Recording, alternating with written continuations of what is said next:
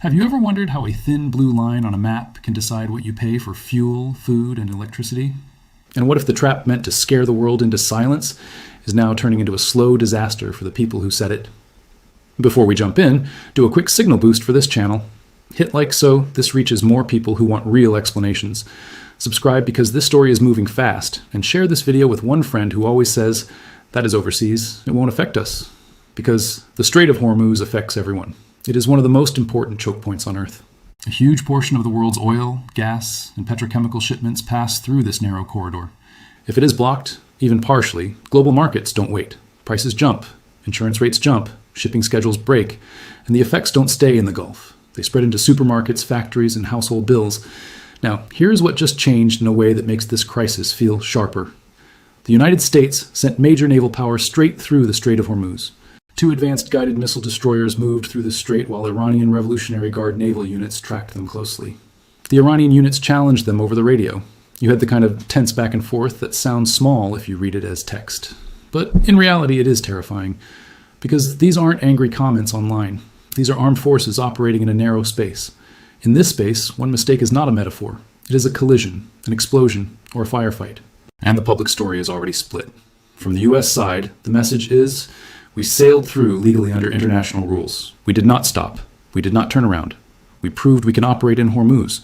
From Tehran's side, the message is, we issued warnings, and the Americans backed off. We are in control here, and next time we will respond harder.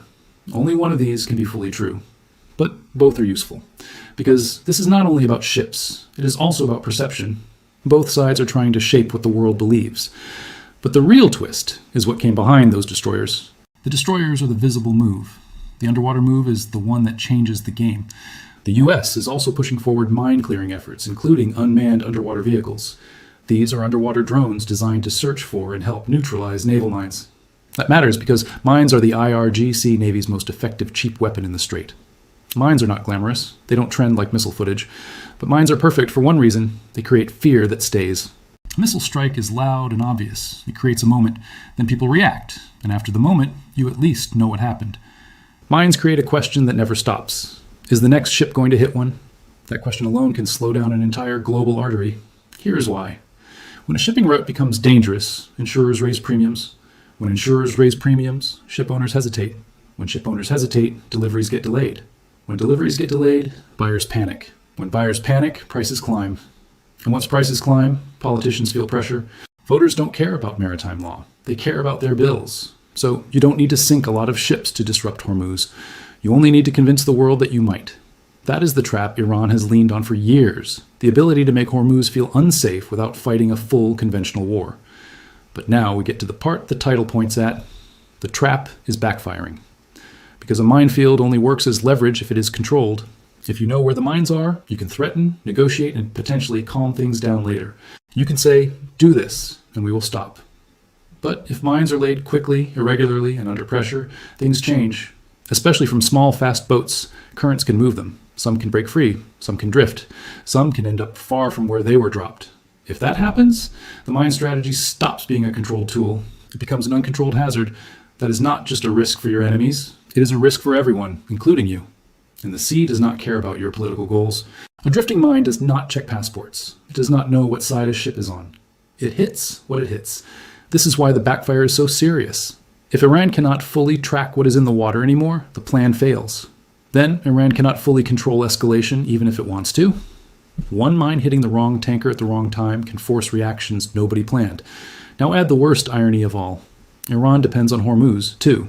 A large share of Iran's own exports, economic lifeline, and national revenue still connects to this same corridor. So every day the strait remains unsafe, Iran bleeds money and options. The trap designed to pressure the world also squeezes Iran's own throat. So why would Iran keep playing this card? From Tehran's perspective, Hormuz is not just a bargaining chip. It may be the strongest physical leverage it has.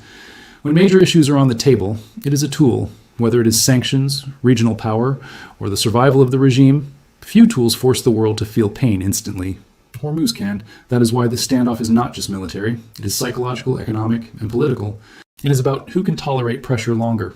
And in that kind of contest, both sides fear looking weak. Now, let's talk about what those US destroyers actually represent. It is easy to hear 2 ships pass through and think it is routine. It is not routine in this environment.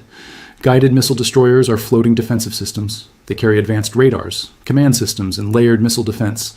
They are built to track threats in the air and on the sea and to respond fast. In a region full of drones, shore-based missiles, and swarm boat tactics, this is the ship you send for serious danger. So the U.S. is not just saying, we can pass. It's saying we can pass even if you try to scare us. And there's a second message under that one. We can help others pass too. That second message is what threatens Iran's strategy most. Iran's intimidation approach depends on fear. If the U.S. can create a protected corridor through mine clearing plus escorts, then fear loses power. Not completely, but enough to change behavior. And behavior is what matters. If tanker companies believe the corridor is manageable again, they resume voyages. If voyages resume, supply expectations improve. If supply expectations improve, prices calm down. If prices calm down, Iran's leverage shrinks. That is why the U.S. is focusing on something deeper than one transit. It is trying to restore confidence. But mine clearing is slow and risky, and time is the oxygen of this crisis.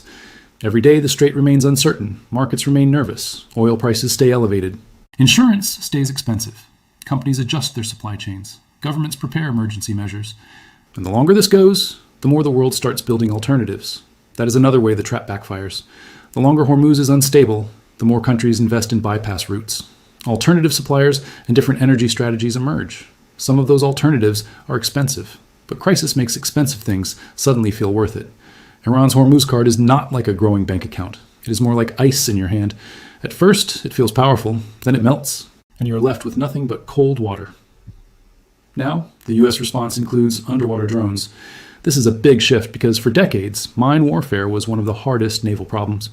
Mines are cheap, but removing them is expensive, and clearing them takes patience.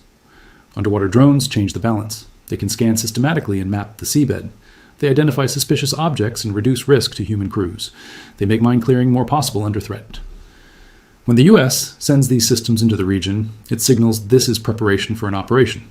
That is what makes this feel brutal, not in the sense of random violence, but in the sense of determination. Forcing the issue means refusing to let threats decide global trade. But here is the danger. If the U.S. takes on the mission of keeping Hormuz open, it also takes on responsibility in the eyes of the market. Markets punish hesitation. If a navy claims it can protect shipping and then fails, confidence collapses harder. So Washington has to show capability repeatedly, not once. It has to show it can transit, clear, escort, and respond. And the more often it does that, the more opportunities there are for a clash.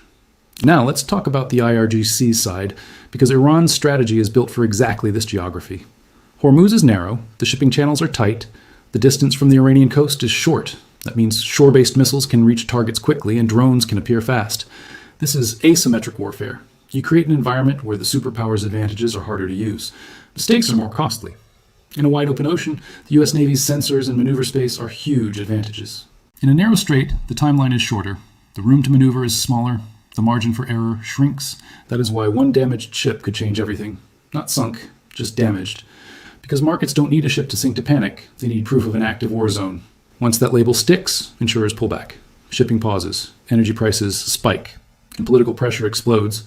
Both sides are walking near a cliff that is military and economic. Now, zoom out to the global impact. A major share of global oil moves through Hormuz. When that artery gets squeezed, Asia feels it hard. China, Japan, South Korea, and India rely heavily on Gulf energy. Instability means refineries plan for shortages. Europe feels it too because energy prices feed directly into inflation. Higher energy costs raise manufacturing costs. They raise transport, fertilizer, and food costs. In politics, inflation can topple governments. Developing nations often get hit worst with less financial cushioning. They face currency pressure and social unrest. So, while the US and Iran are the main players, the whole world becomes involved indirectly. Through prices, supply contracts, and emergency planning, international involvement becomes necessary. The US prefers partners to spread cost and share legitimacy. But partners also hesitate. Nobody wants to stumble into a war. However, if energy pain continues, hesitation shrinks. Voters don't care about diplomatic nuance when their bills rise. This leads to more support for mine clearing. A broader coalition means better surveillance and more confidence for shipping, but also increases complexity. More actors means more chances for miscommunication and accidents in a crowded strait. Civilian vessels mix with military ones. Commercial ships move slowly and radar returns can be messy. Drones can be misidentified. A boat can ignore a warning, and then the moment happens. A shot fired by mistake, a drone downed, or a mine strike nobody claims can escalate everything. Leaders are trapped by their own promises. The U.S. promises open lanes. Iran promises harsh response. Deterrence language can become a cage. A lot of this fight is about confidence more than firepower. Track confidence indicators like tanker transit, insurance premiums, and oil prices to see what happens next. Watch Iran's internal pressures. If revenue drops, domestic strain pushes a government toward a deal or escalation. Unlocking Hormuz is a campaign. First, demonstrate presence. Second, map the threat by scanning the seabed. Third, clear and verify repeatedly. Fourth, establish routine escorts in protected lanes. Fifth, deter remining. Iran may see this as an attack on sovereignty, making this a long-term conflict. The IRGC's trap backfired economically, strategically, and politically. Drifting mines cause uncontrolled danger. Tension could flip to war if a ship is damaged, or if a tanker hit causes casualties. A miscalculation in a high-speed encounter could also trigger a deadly exchange. Once blood is spilled, diplomacy shrinks as leaders respond to funerals and public anger. Unlocking Hormuz could shift to control operations, checkpoints, and strikes. Both sides are testing thresholds. Imagine a massive tanker moving at night, slow and heavy. Under it is dark water with potential explosives. Around it are warships and drones. That tanker is a test of confidence.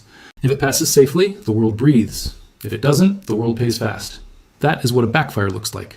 A trap that stops being a tool and becomes a wild danger.